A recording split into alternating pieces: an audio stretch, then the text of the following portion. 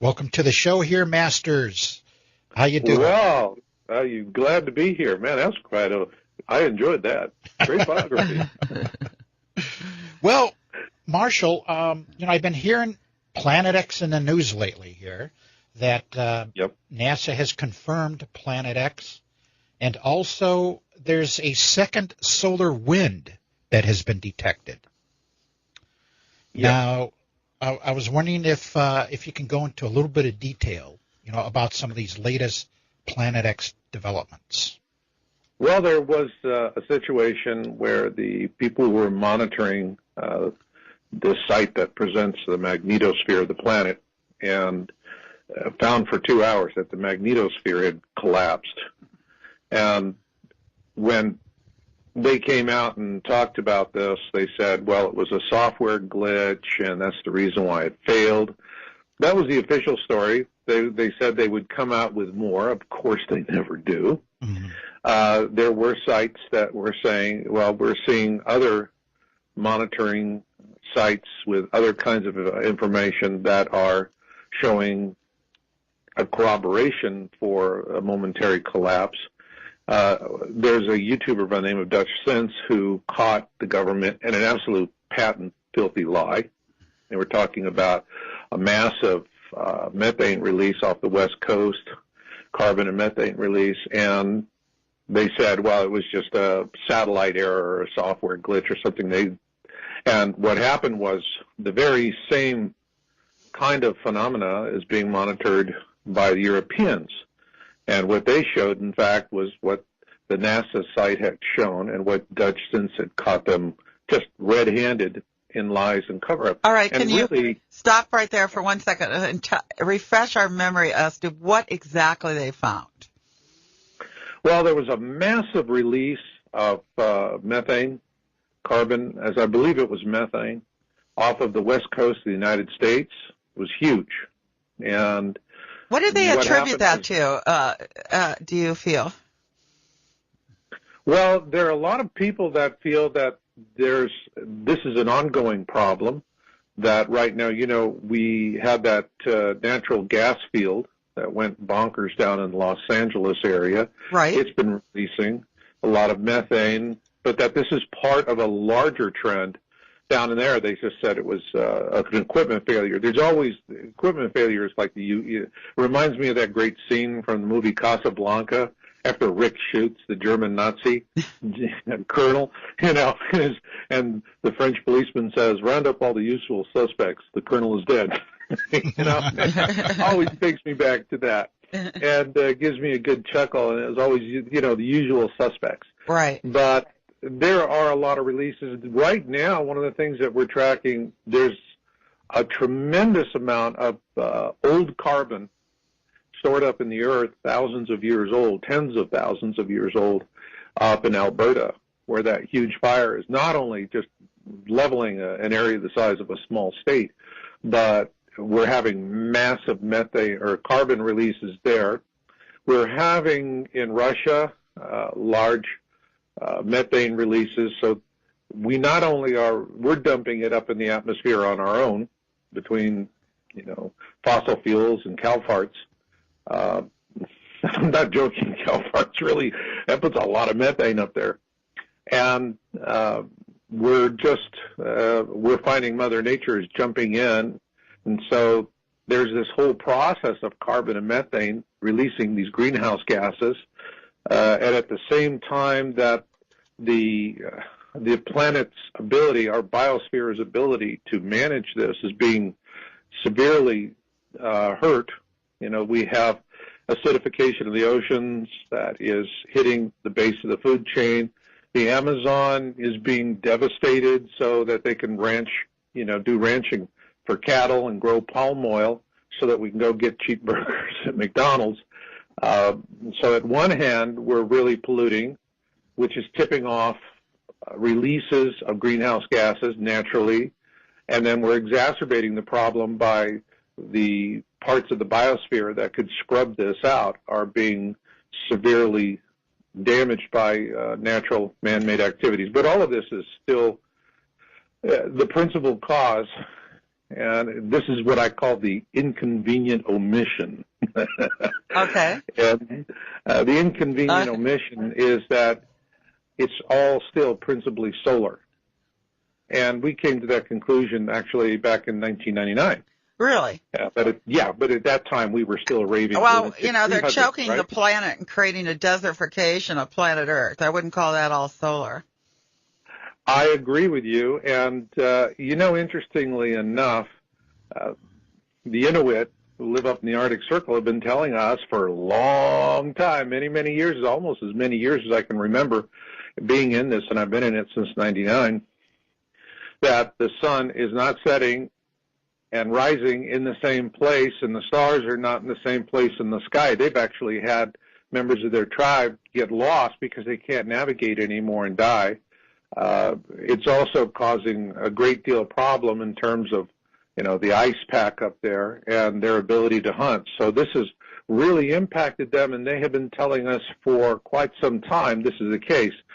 And lo and behold, what finally happens? We not only have the wandering magnetic North Pole, all right, do you think that there's been a pole change on the planet? Yeah. Well, no, that has actually been stated. The pole, the physical pole, all right, we have a physical pole and a magnetic pole. The magnetic pole that's what your compass is following. And that has been definitely changing in a very extreme way, just, because at airports they're having to paint new numbers on the runway, because runway numbers are based on magnetic north. The physical north is based on the axis of the planet on which we spin, and that has turned as well. So, yes, we've had both a physical shift and a magnetic shift, plus events are building in the South Atlantic towards a polarity flip, where the North Pole becomes the South Pole and vice versa. We have very profound things that are happening. When you mention a pole shift, can I stop you there for a moment? Sure. Do scientists agree that a pole shift has been going on in the past, that pole shifts have taken place? They agree that these things have happened in the past. That's, usually what will happen is it's what I call the Star Wars logic. A long, long time ago in a galaxy far, far away, In other words, not on our watch, don't worry about it. And so that's how these things are typically explained. However, what I think is much more important is the fact that they're saying now they are confirming, whatever's in the past is in the past, but they're confirming now our physical pole has shifted, all right? Our physical and our magnetic, like you're talking about, yes, both. There's shifts in both. We just released on our site, yowusa.com, and what you want to do is follow our signs articles. We just put up Planet X Signs number 8, and we do a tremendous amount of research on these things, because what we're really all about is it's really hard to do something constructive with one-trick ponies and one-offs, all right? What we look for are trends, things that we're seeing happening over a significant period of time and in different areas and being reported in other media outlets, and credible media outlets. We're not talking about folks that talk to the Zetas. We're talking about people that are running local operations, and they're reporting the news locally. Conversely, what we're also seeing is that there's a new kind of suppression happening. We've seen this suppression for a long time with the United States government, and they obfuscate data all the time. They just want to keep us in la land. This is This is par for the course on everything. Even the that's just par for the course on everything. Even, for example, the earthquakes, the seismic numbers have been reduced so not to frighten the public. Are you aware of that? Oh, absolutely. Thank you for mentioning that. This has been a pet peeve of mine. You know how the USGS has never met a quake they couldn't downgrade? Right. Every one of them. And I knew what they were doing quite some time. I knew how it was going to play out, because a 5.1 or 5.2 or 5.0, something like that, would all of a sudden be a 4 something. Right. And the low fives were becoming high fours. Always this pattern: low fives, high fours. A low 6 becomes a high 5. They always push it down a few decimal points. People let it go. But then now they're saying, and this is just a huge lie. And they're saying, well, major earthquakes are decreasing. Well, of course they're decreasing because they cook the books. That's right. Okay? What we do is we look at earthquakes, and I get the letters from people, and they go, you're blah, blah, blah, blah, blah. You give me all the lectures of 5.0 and above, and I go back and I say, recalibrate for 4.0 and above and get back to me. They never Exactly. did. Yeah. Okay. What year was that changed? Do you remember? I think it was that back in the really 90s, I think. It might have been the 80s. Well, they changed that, but when they started cooking the books, of course they did change the. You got a lot of nerve talking out there in the scale hallway. Was changed, and you're right. That was changed some time back, where they started statistically cooking the books. I don't know if I had a gut instinct for it, like around 2007, 2008, is when they started cooking the books, because I didn't see. With USGS, and when I started reporting on all this stuff back in '99, I wasn't seeing all this consistent pattern of downgrades. Well, I've been following it for quite some time, so I know it's been going on for quite some while where they actually officially changed things at one point. So, we're on a course to denial, of smoke and mirrors. It's been a long, long course of denial and taking us down the wrong path, making us think it's the right path. And I think Americans especially have just had it, and a lot of Europeans as well, and people from all over the world who have been uprooted and dislodged by this new world order that's been marching through. And I think I think Donald Trump is going to actually, help us out of this catastrophe that we're in. It's an interesting thing. People have been reporting Torah codes, or some people know it as the Bible codes, that right. Trump will be a candidate and that there will be an assassination attempt on his life. Well, that'll just make it more interesting. I don't think it'll be successful. Mm-hmm. Now, Marshall, it doesn't say whether it doesn't say if it'll be successful or not, but I just had two different sources, two different Torah code researchers have come back with the same thing. Oh, well, there's such a thing as called divine, intervention and divine protection that I have personally experienced in my own life. And I feel a kinship with Donald Trump and what he stands for is all I can say. And I think there's divine protection surrounding him as well. All right. Sure don't want to see him get assassinated. No, we all want to see him march on. Now, Marshall, getting back to this release of, these greenhouse gases, I think it was back in February when we had this massive release of carbon monoxide. And over the past few months here, I've been tracking it. There's this website that features a world globe, and they show you different hotspots on this globe where you see a massive release of carbon monoxide. So evidently they got some satellite up there that can detect these gas releases, and then they update it on this world globe.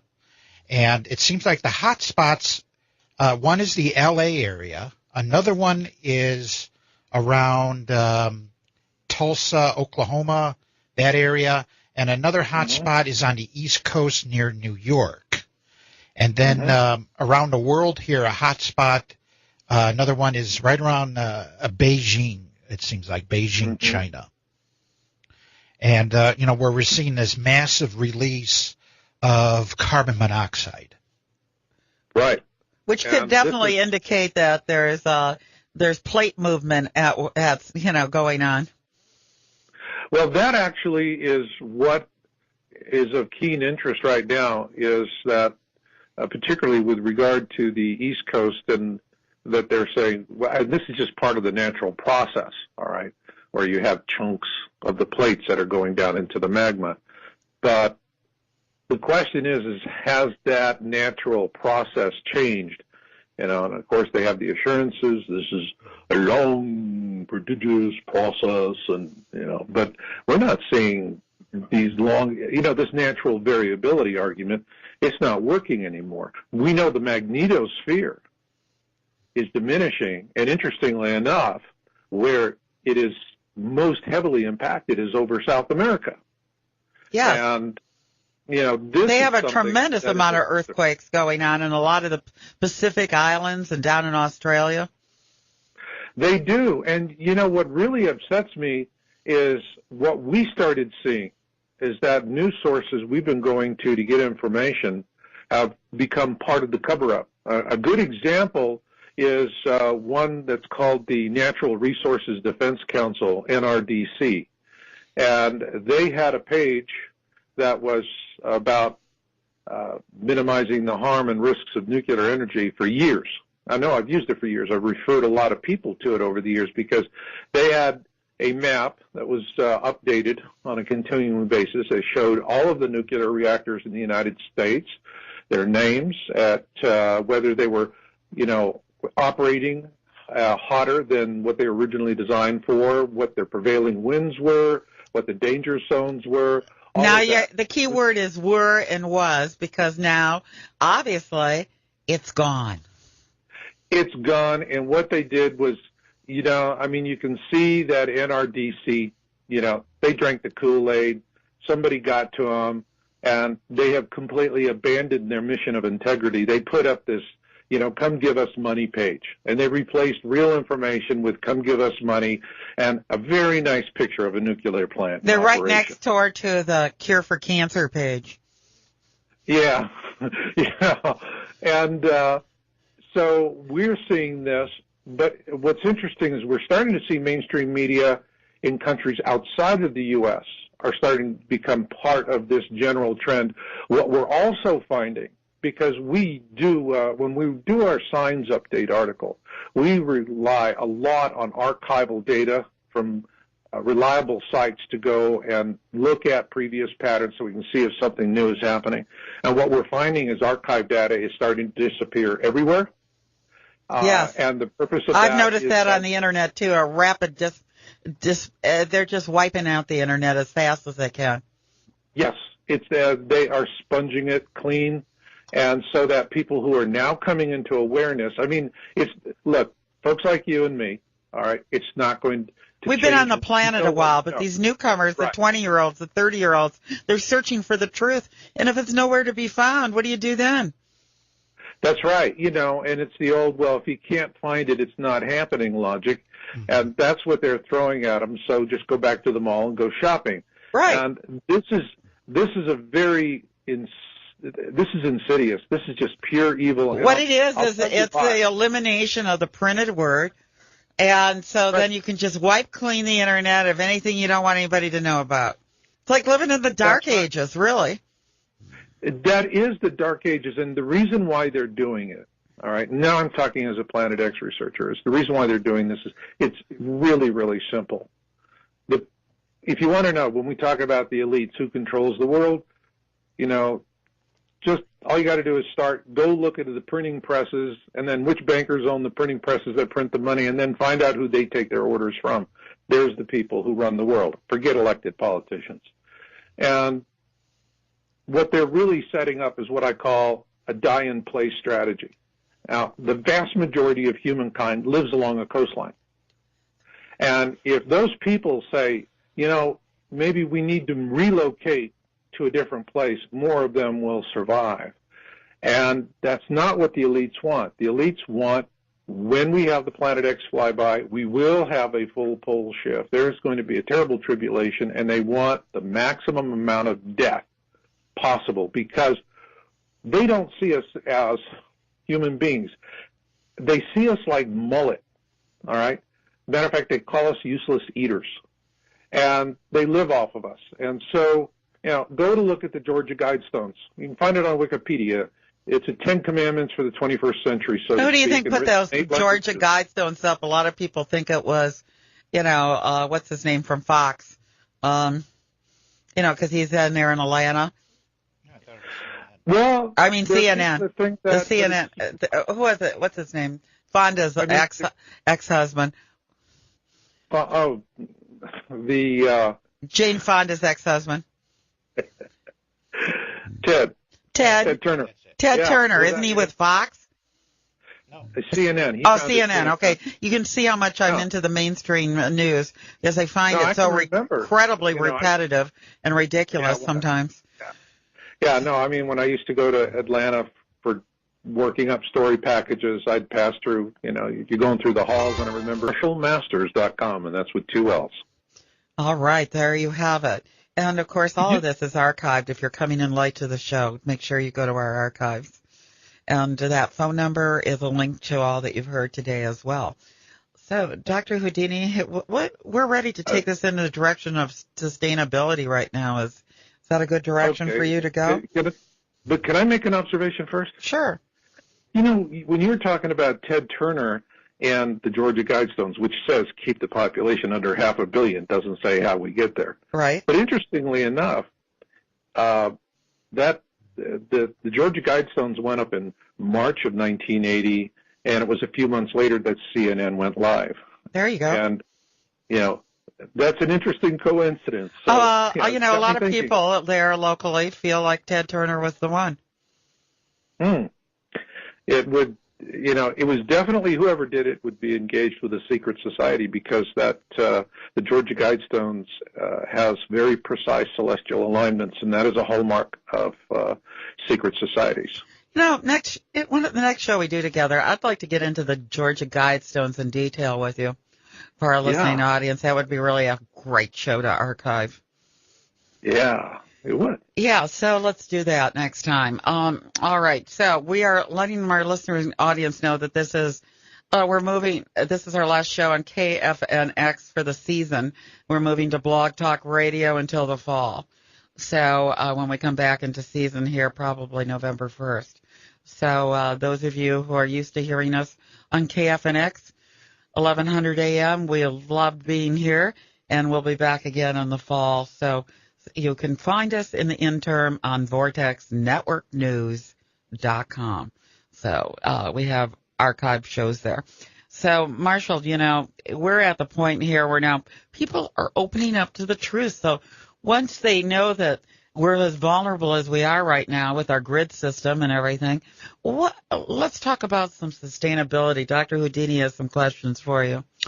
Well, yeah. I thought we'd get into sustainability here, and I know you touched on it in your bio.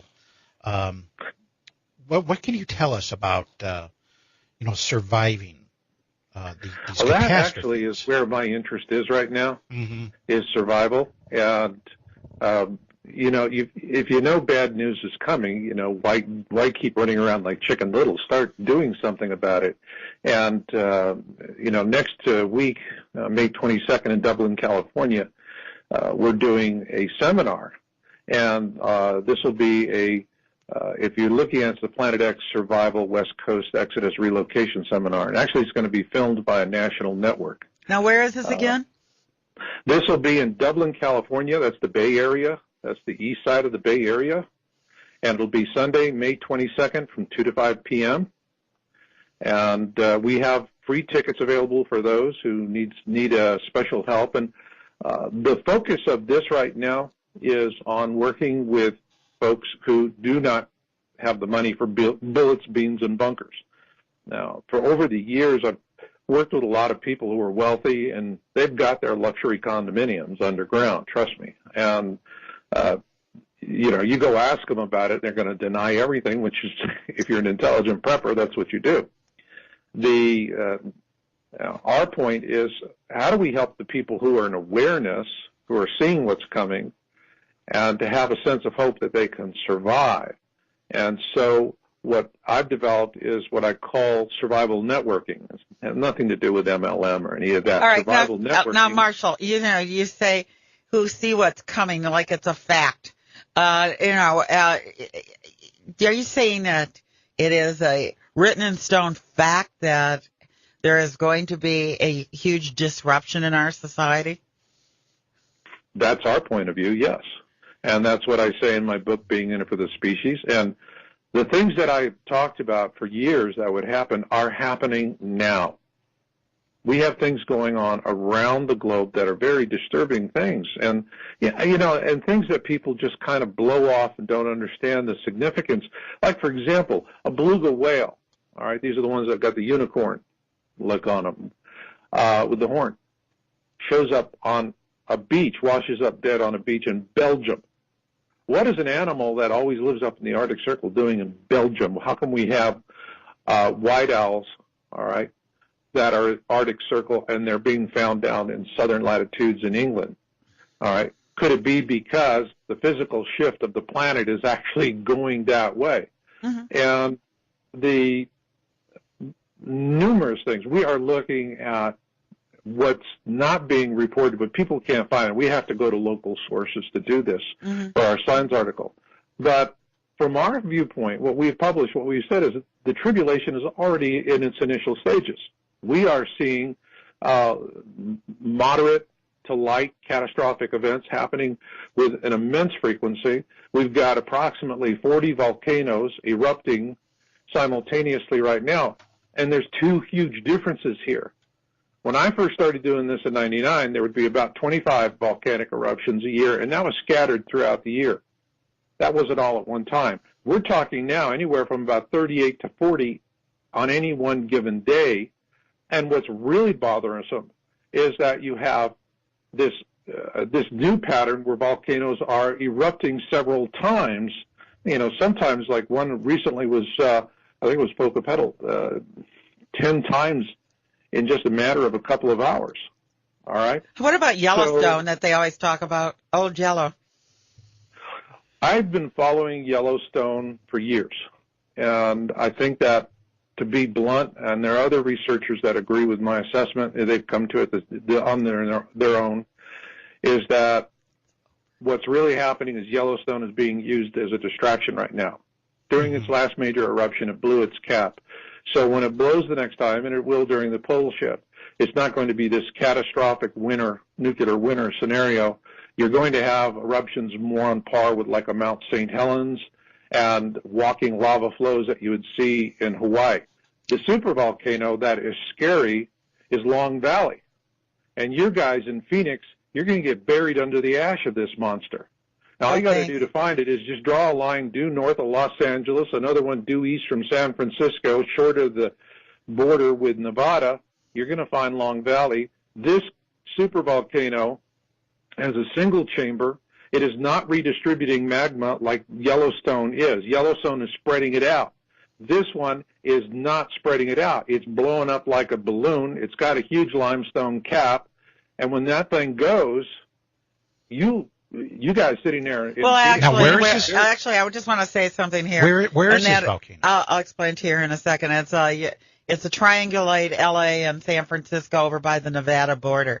So now the thing that I want to point out is that Phoenix gets most of its weather, my dear, from the southwest, not from the northwest, the southwest. So we get the Baja Peninsula type weather coming right through here. That's why it's so hot. Okay?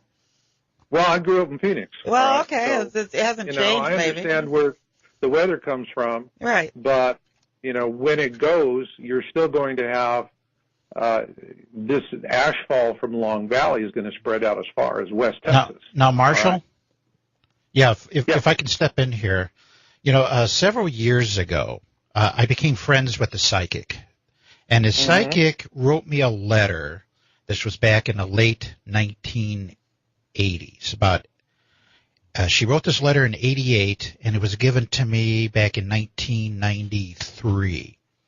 And it said one of the last things in this letter is that she mentioned, in terms of natural disasters, she mentioned that the Seven Sisters are going to blow. It's going to erupt. Now, the Seven Sisters, I believe, are located up there in the Washington area. This is a volcano chain. Yes. And she said, look for this sign, okay, that these Seven Sisters, it's definitely going to blow. And she mentioned nothing about Yellowstone. Yellowstone is like this red herring that they keep throwing at us.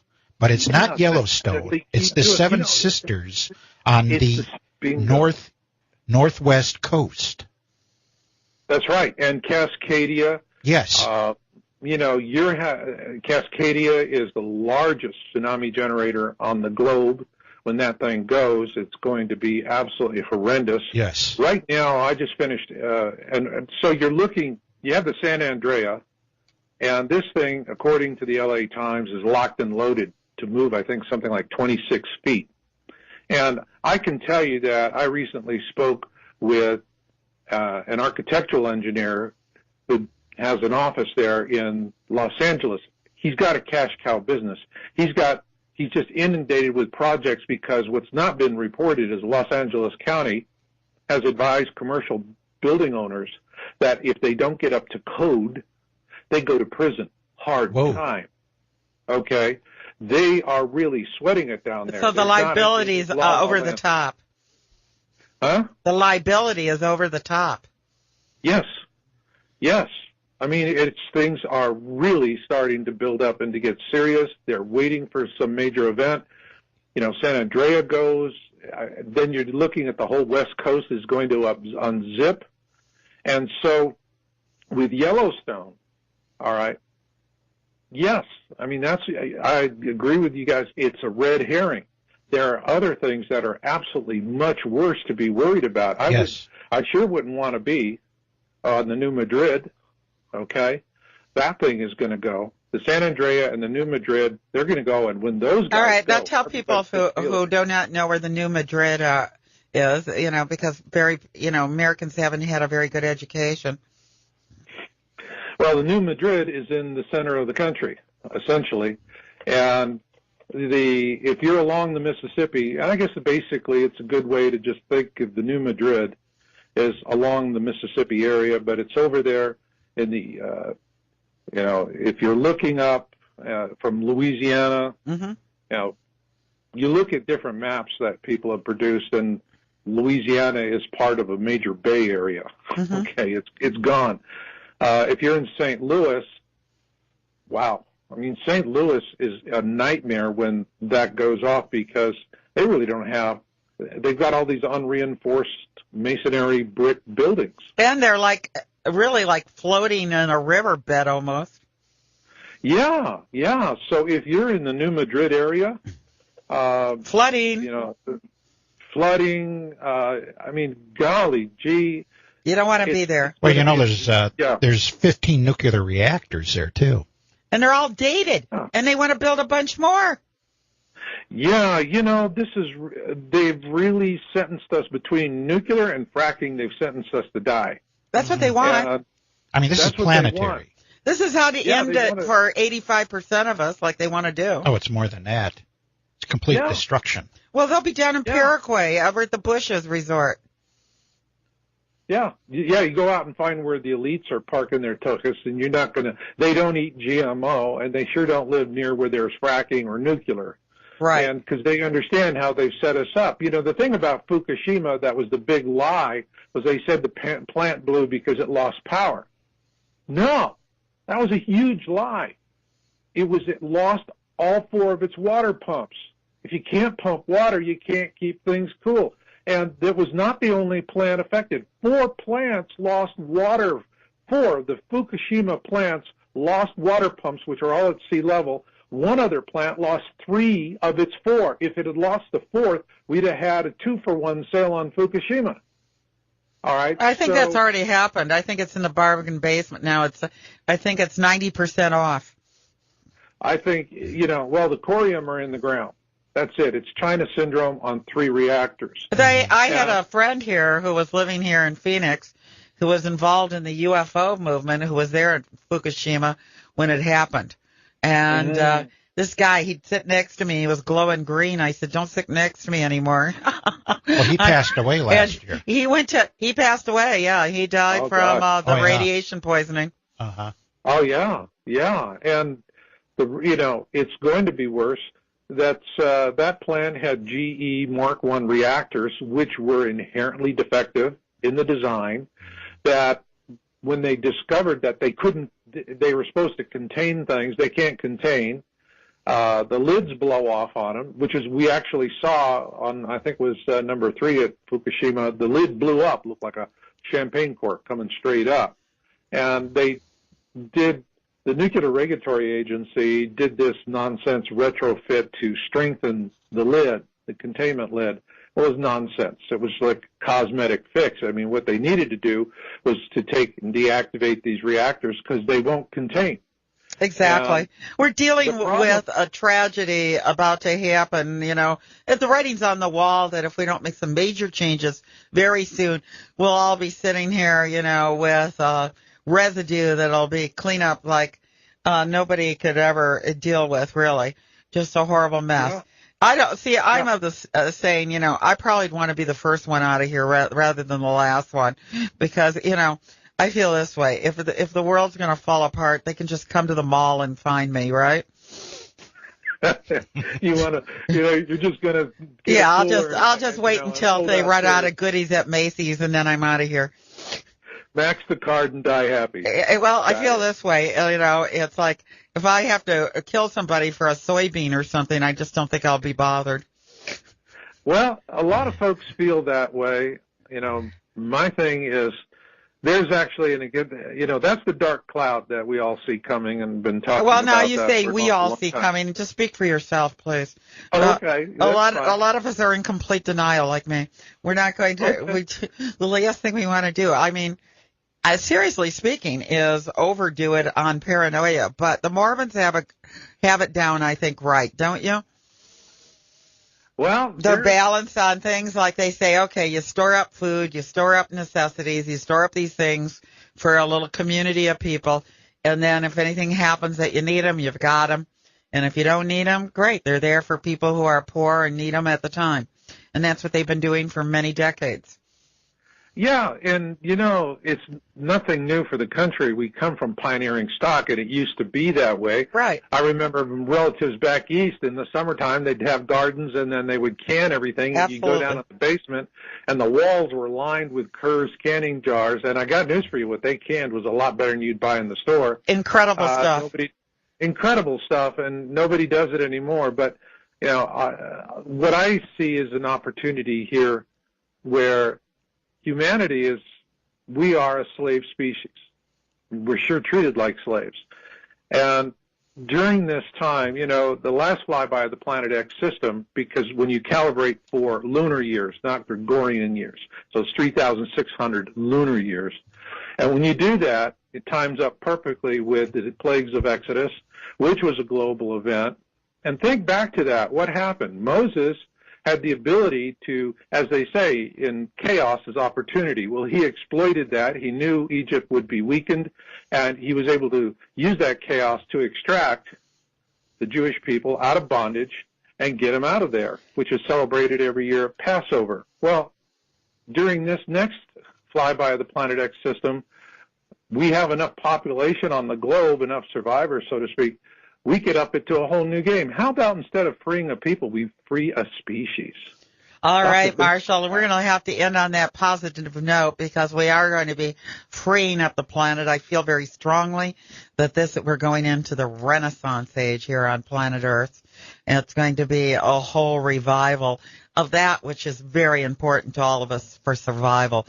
Those things are keeping the planet clean and pristine and as we possibly can. And then from there, going into our super health and nutrient diet. I've read articles recently that said anyone who's alive now can live for another 1,000 years. Really, theoretically, there's nothing in your body over 7 years old. So we're going into this golden age, and it may be kicking and screaming. It may be pathetic sometimes or look pathetic, but I have the feeling that we are going to be triumphant. And I want to thank you, Marshall, for being with us again today. That's Marshall Masters. Just Google him. He's all over the Internet. You'll find all the information on him. He's very well known.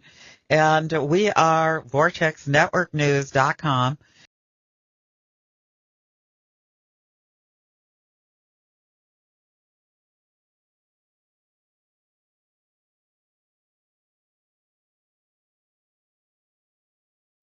Welcome to the show here, Masters.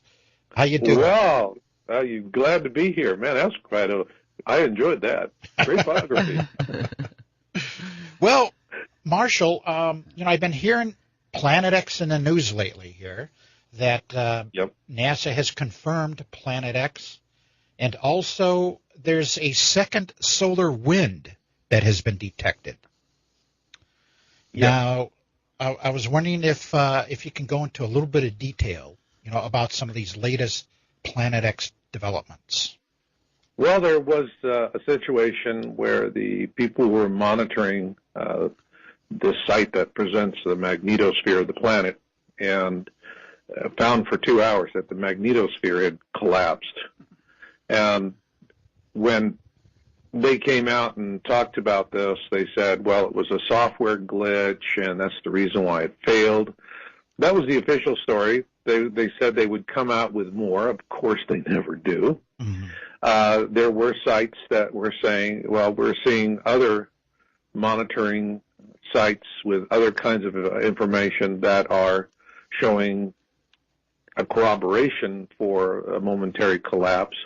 There's a YouTuber by the name of Dutch Sense who caught the government in an absolute patent filthy lie.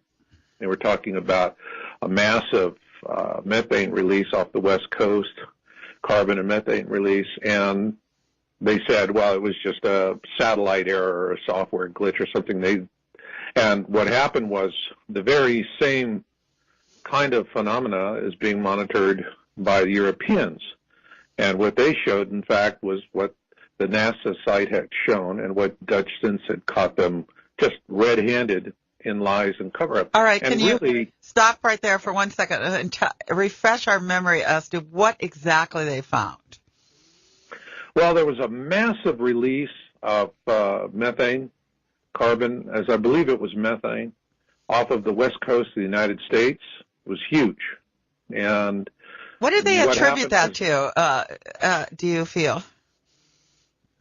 Well, there are a lot of people that feel that this is an ongoing problem, that right now, we have that natural gas field that went bonkers down in the Los Angeles area. Right. It's been releasing a lot of methane, but that this is part of a larger trend. Down in there, they just said it was an equipment failure. There's always equipment failures like it reminds me of that great scene from the movie Casablanca after Rick shoots the German Nazi colonel, and the French policeman says, round up all the usual suspects. The colonel is dead. Always takes me back to that. And gives me a good chuckle, and it's always, the usual suspects. Right. But there are a lot of releases. Right now, one of the things that we're tracking, there's a tremendous amount of old carbon stored up in the earth, thousands of years old, tens of thousands of years old, up in Alberta, where that huge fire is not only just leveling an area the size of a small state, but we're having massive methane or carbon releases there. We're having in Russia large methane releases, so we not only we're dumping it up in the atmosphere on our own between, fossil fuels and cow farts. I'm not joking, cow farts really, that puts a lot of methane up there. And we're finding Mother Nature is jumping in, and so there's this whole process of carbon and methane releasing these greenhouse gases. And at the same time that the planet's ability, our biosphere's ability to manage this is being severely hurt. We have acidification of the oceans that is hitting the base of the food chain. The Amazon is being devastated so that they can ranch, do ranching for cattle and grow palm oil so that we can go get cheap burgers at McDonald's. So at one hand, we're really polluting, which is tipping off releases of greenhouse gases naturally, and then we're exacerbating the problem by the parts of the biosphere that could scrub this out are being severely damaged by natural man-made activities. But all of this is still the principal cause, and this is what I call the inconvenient omission. Okay. And the inconvenient omission is that it's all still principally solar. And we came to that conclusion actually back in 1999. Really? But at that time we were still raving. Well, they're choking the planet and creating a desertification of planet Earth. I wouldn't call that all solar. I agree with you. And, interestingly enough, the Inuit who live up in the Arctic Circle have been telling us for a long time, many, many years, almost as many years as I can remember being in this, and I've been in it since '99, that the sun